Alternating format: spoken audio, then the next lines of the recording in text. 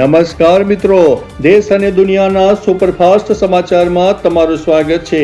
બિહારના રાજકારણના સૌથી મોટા સમાચાર। બિહારમાં 14 એપ્રિલે નીતિશ કુમાર મુખ્યમંત્રી પદેથી રાજીનામું આપી શકે છે અને 15 એપ્રિલે નવી સરકારના શપથ ગ્રહણ પણ થઈ શકે છે। અન્ય મહત્વના સમાચારની વાત કરીએ તો ગુજરાત સમાચારની અમદાવાદમાં આઈપીએલ મેચ દરમિયાન મોબાઈલ ચોરી કરતી એક ગેંગ પકડાઈ ગઈ છે, જે ઝારખંડથી સ્પેશિયલ ફ્લાઇટમાં ચોરી કરવા માટે આવતી હતી। ત્યારે આગળ વાત થશે તેલ સંકટ અને ટેક્સની।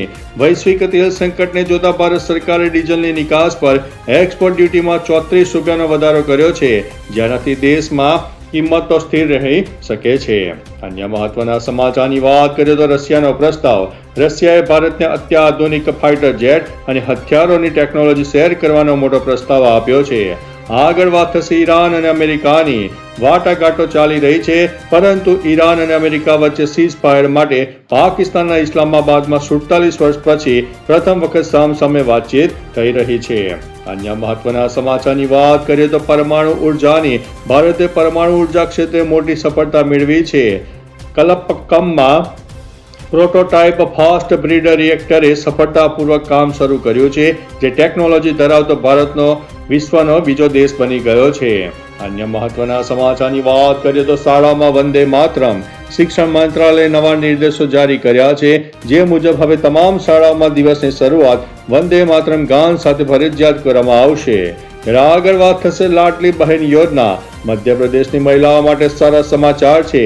મુખ્યમંત્રી મોહન યાદવ લાડલી બહેન યોજનાનો 35મો હપ્તો એટલે કે 1500 રૂપિયા મહિલાના ખાતામાં જમા કર્યા છે।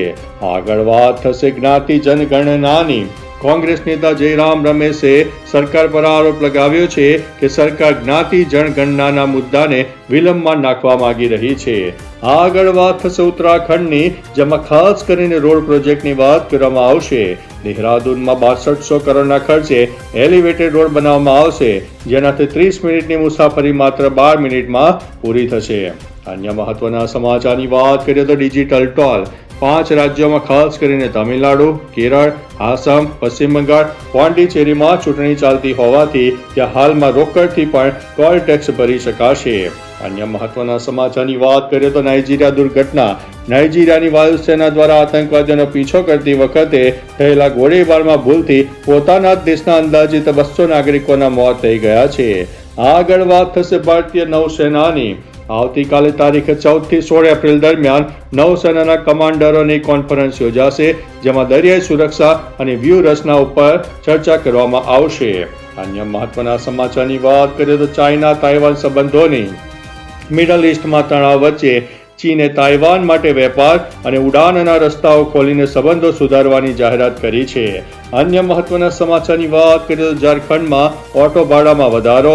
રાંચીમાં આજથી ઓટોનું ભાડું મોંઘું થશે। પ્રશાસન દ્વારા નવું ભાડું લિસ્ટ જાહેર કરવામાં આવી રહ્યું છે। આગળ વાત કરીશું દિલ્હી મેટ્રોની। દિલ્હી મેટ્રોમાં આજથી 10 મે સુધી ઓનલાઈન ગ્રાહક સંતોષ સર્વેક્ષણ શરૂ કરવામાં આવી રહ્યું છે। મુસાફરો તેમની સમસ્યાઓ કે સૂચનો ઓનલાઈન જણાવી શકશે। અન્ય મહત્વના સમાચારની વાત કરીએ તો હિમાચલ મત્સ્યપાલનની। હિમાચલ સરકારે માછલીઓ માટે 100 રૂપિયા પ્રતિ કિલોનો ટેકાના ભાવે નક્કી કર્યો છે અને રોયલ્ટી ઘટાડીને 1% કરી દીધી છે। અન્ય મહત્વના સમાચારની વાત કરીએ તો સિક્કિમ હાઈકોર્ટનો ચુકાદો। હાઈકોર્ટે ઠરાવ્યું છે કે જો કોઈ વ્યક્તિ ઘરની બહારના વ્યક્તિ સાથે લગ્ન કરે છે તો તેના બાળકોને વારસામાં સંપત્તિના અધિકારો મળવા અંગેની અરજી ફગાવી દેવામાં આવશે। અન્ય મહત્વના સમાચારની વાત કરીએ તો યુટ્યુબ ચેનલ્સની। ભારતમાં અંદાજિત 2.5 કરોડ યુટ્યુબ ચેનલ્સ છે, જેમાંથી 30 લાખ વ્યાવસાયિક છે। યુટ્યુબના રિપોર્ટ મુજબ ખોટી માહિતી ફેલાવતી ચેનલ ઉપર કાર્યવાહી કરવામાં આવશે। અન્ય મહત્વના સમાચારની વાત કરીએ તો બિહારમાં સ્ટેડિયમની। બિહારમાં 10 થી 15 કરોડના ખર્ચે આંતરરાષ્ટ્રીય કક્ષાનું ઘાસ ધરાવતું નવું સ્પોર્ટ્સ સાયન્સ સેન્ટર અને સ્ટેડિયમ બનાવવામાં આવશે। અન્ય મહત્વના સમાચારની વાત કરીએ તો શુભમન ગિલનો નવો રેકોર્ડ સામે આવ્યો છે। આઈપીએલમાં શુભમન ગિલે વિરાટ કોહલીનો રેકોર્ડ તોડીને 4000 રન બનાવનાર સૌથી યુવા ભારતીય ખેલાડી બનવાનું બહુમાન મેળવી લીધું છે। અન્ય મહત્વના સમાચારની વાત કરીએ તો આઈપીએલ 2026 મુંબઈની ટીમ સતત ત્રીજી મેચ હારી ગઈ છે. બેંગ્લોરે તેને 18 રનથી હરાવી દીધું છે. અન્ય મહત્વના સમાચારની વાત કરીએ તો માર્કેટ અપડેટની. ઈરાન અને અમેરિકા વચ્ચે વાટાઘાટો નિષ્ફળ રહેતા આજે ભારતીય શેર બજારમાં ઘટાડો જોવા મળી શકે છે. આ સાથે ઓલા સહિત 75 શેરો પર સેબી અને સ્ટોક એક્સચેન્જની કડક નજર રાખવામાં આવશે.